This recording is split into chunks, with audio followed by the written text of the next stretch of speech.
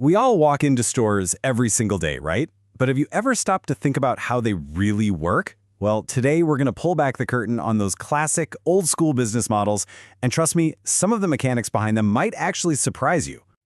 I mean, it seems pretty simple, right? You walk in, grab what you need, pay, and you're out. But the way a giant like McDonald's is run?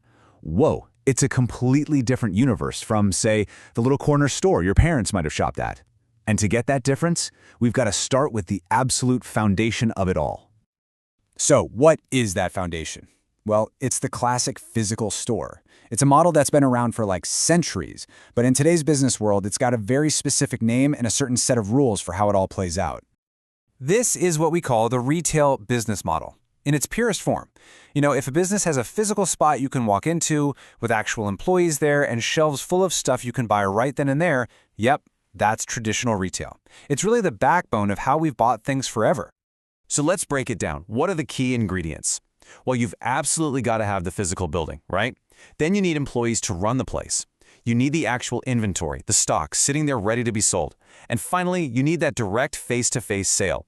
Those four things, that's what makes the whole thing tick. Okay, so you and I, we'd probably just call it a store. But the tech and startup world, oh, they have a much cooler and honestly a really literal name for this kind of business. They call it brick and mortar. And the reason is, well, it's pretty much exactly what it sounds like. It's because these places are physically built from, you guessed it, brick and mortar. It's such a simple, perfect way to separate a physical store from one that's just online. Kind of makes you go, oh, of course, right? But the world doesn't just stand still. When the internet came along and just exploded, the really smart traditional stores didn't get left behind, they evolved.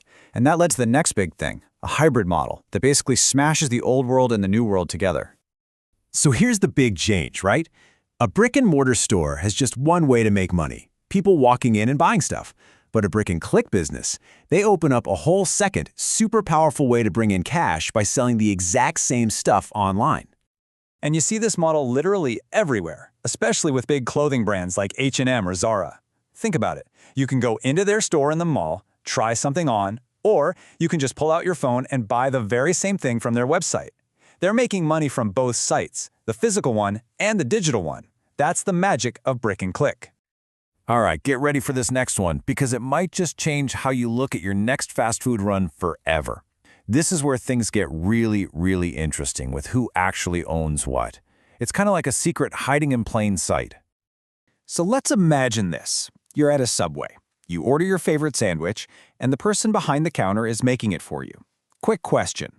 Who signs their paycheck? Is it the huge global Subway corporation? The answer, almost 100% of the time, it is not the Subway corporation. So, if they don't work for Subway, who in the world do they work for? They work for a franchisee, and this is the franchise model. It's this incredibly clever system where the big parent company, like Subway, isn't really in the business of selling sandwiches.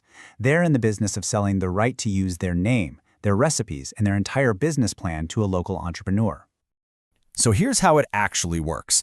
First, an entrepreneur pays a big fee to the main company, let's say Subway. In exchange, they get the keys to the whole operation, the brand name, the marketing, all of it.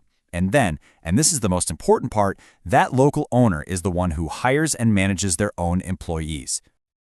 This really says it all, right? The person serving you is an employee of a small business owner who has licensed the Subway brand.